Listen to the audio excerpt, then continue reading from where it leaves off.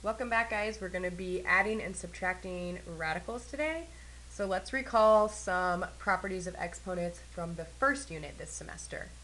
So remember when I was multiplying stuff like number 1 here. We multiplied the numbers and we added the exponents. For number 2, I'd do the same thing. So I'd do like 1 times 3, and then I would add the x's and have x to the 7th.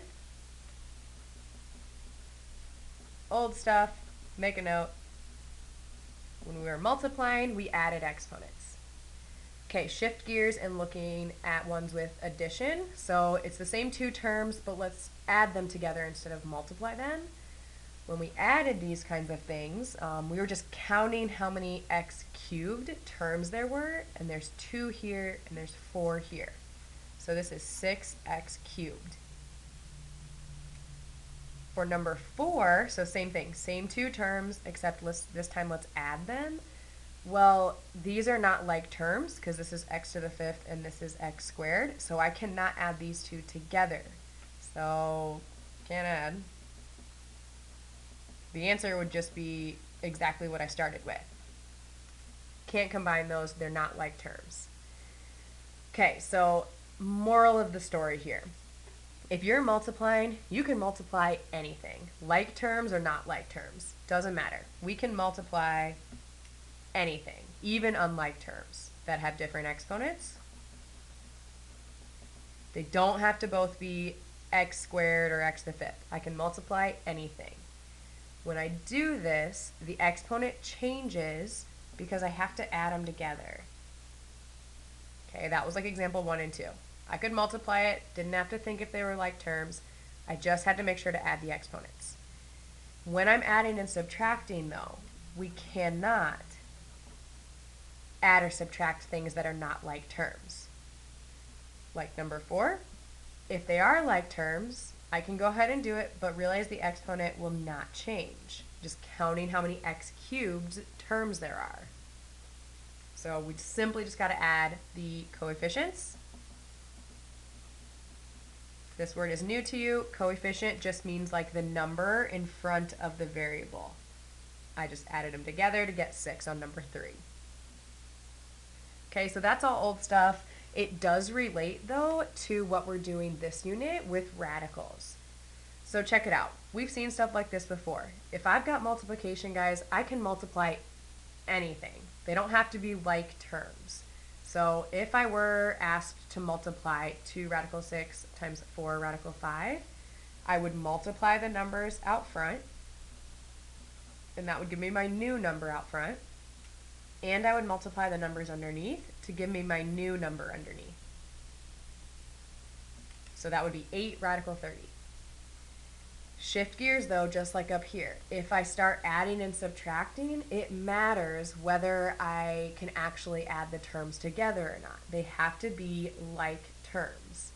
So look at this here. Take those two terms, but add them together. I actually cannot do this problem because these are not like terms. Think about the radical part as just like a variable. Like this maybe is the same thing, or it's very similar to say like call radical 6x, call radical 4y. The radical part is different. If I gave you a problem where there were different variables, you wouldn't add those together. I can't add 2x and 4y. It's the same kind of deal here. If the radical thing is different, that means these are not like terms. I can't add them together. Okay, so you just leave it. 2 radical 6 plus 4 radical 5. Those cannot be combined. Number 3 can be combined. This is like 7x plus 4x.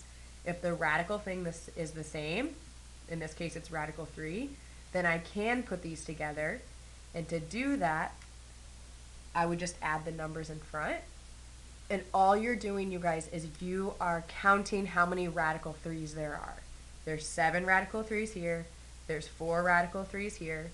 So together, that would be 11 radical 3's. Okay, so let's generalize it like we kind of did up here. And I know it's a lot of words. As always in math, I'll say it every time.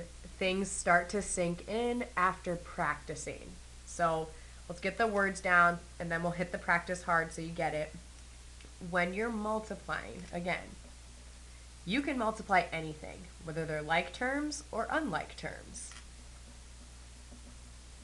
So if you've got two little terms here that have a different number underneath the radical, big deal, you can still multiply them.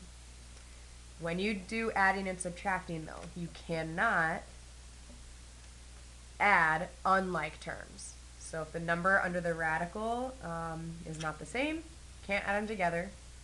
If the number under the radical is the same, you can add them, but the radical will not change. All you do, just like on example 3, the radical 3 part didn't change. I just added the numbers in front. Or you could say the coefficients, like we did up here. All right, let's put it into practice. So check out number 1. I see that I'm adding radical stuff. I have to think about what I can actually combine. If it's multiplication, I can go crazy. I can multiply anything. But with adding, I got to think about what I can put together. They have to have the same radical number on them to be able to add. So I see radical 7s and I see radical 2s. I can put the radical 7s together. I'm just counting how many radical 7s are showing up in this problem. Well, there's 4 here and there's 5 here, so that's 9 radical 7s. This radical 2 thing I can't combine, so I just bring that down, and this would be my answer.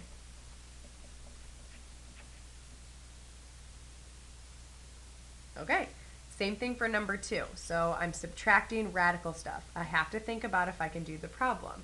These are like radicals because they're both radical 6s. I know that there's an invisible 1 right there in front of this. So to bring these together, I'm just counting how many radical 6s there are. So I add the numbers in front. So this is 5 minus 1, which would be 4 radical 6s. Okay, on the back, more practice. What do you know? So what about if I'm simplifying something that looks like this top one? Most of us would look at this and say, all right, from what you just told me, Mrs. Myers, I can't add these together because it's radical 5 and it's radical 80. The radical number is different, obviously. So these are not like radicals or like terms at your first glance. So it looks like we can't combine them. But, and you're like, oh great, there's more to it. Of course there is.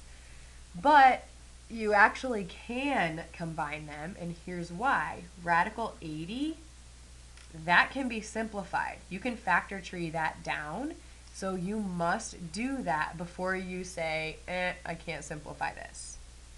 I can't simplify the 5, guys, because there's no pairs in there. It wouldn't go anywhere.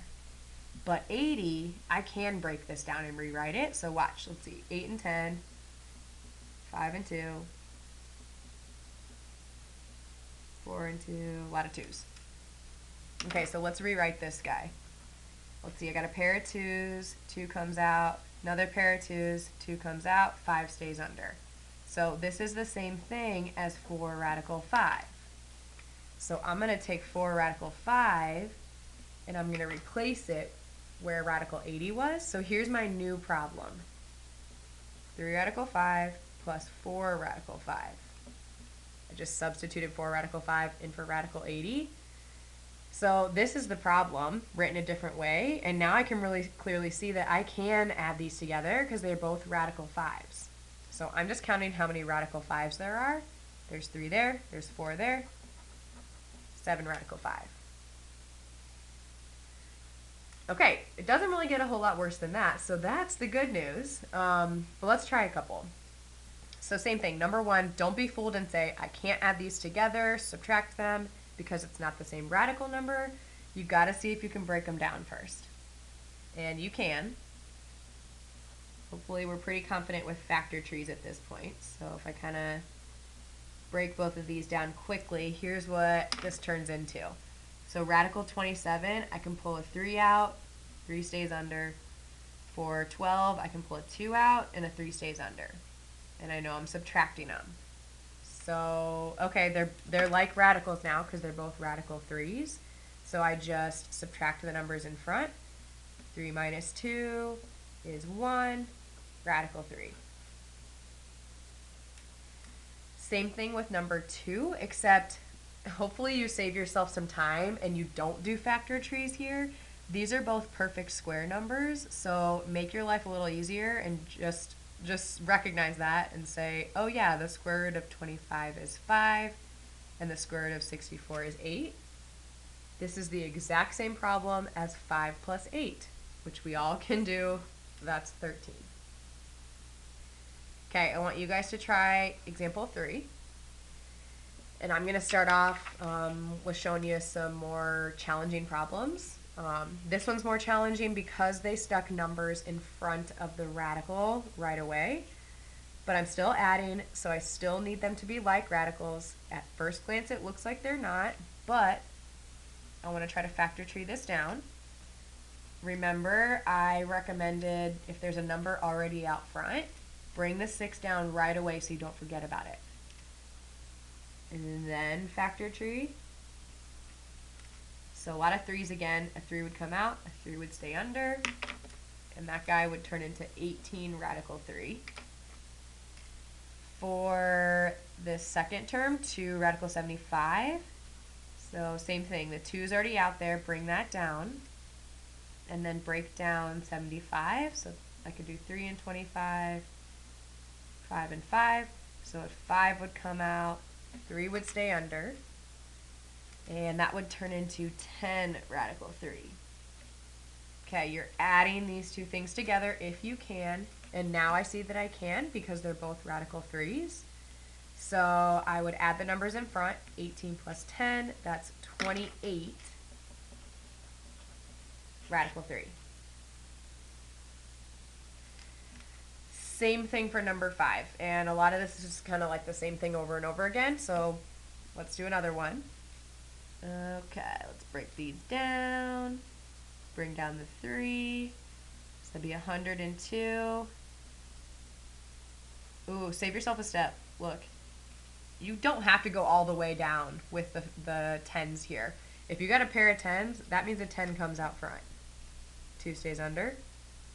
You could keep going and say 5 and 2, 5 and 2, but you'd still bring out 10 because you'd bring out a 5 and you'd bring out a 2. So kind of save yourself a step right there. Let's see, for 50, I already got the 6 out there. You could do 5 and 10, 5 and 2. So it looks like a 5 would come out, 2 would stay under. Okay, so this is 30 radical 2, and this is 30 radical 2. And the problem wanted me to subtract them. I can subtract them now because they're both radical 2's. So if I subtract the numbers in front, 30 minus 30, that just cancels out. So this just equals 0. That was fun, wasn't it? All that work to get nothing. Okay, number 6. I make myself laugh sometimes. Number 6, again guys, it's the same thing. This is the last one I'm gonna do with you. I'm gonna have you guys try number 7. So let me just end this with this. Bring the 2 down. Break down 54, so I could do 9 and 6, 3 and 2. There's my prime factors, so I could pull a 3 out. And 3 and 2 would stay under. So let's rewrite that guy. That would be 6 radical 6. And for 108, so there's nothing to bring down right from the beginning. So let me just break down 108. If you aren't good at like doing factors in your head, notice that it's even. So you could at least divide it by 2. And start there. And then I could go 9 and 6 again.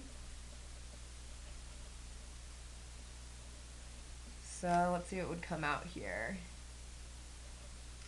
I got a pair of 2's, and I got a pair of 3's, and a 3 stays under. Okay, so this guy would be 6 radical 3. I'm offline here, but I do want to add them together if possible. So I've got 6 radical 6 plus 6 radical 3. Don't assume that you can always add them together, even after you factored it down. I cannot add these because they're not like radicals. It's a radical 6 and a radical 3. So my answer is just exactly that. You leave it 6 radical 6 plus 6 radical 3. All right, try number 7 and we'll check it tomorrow.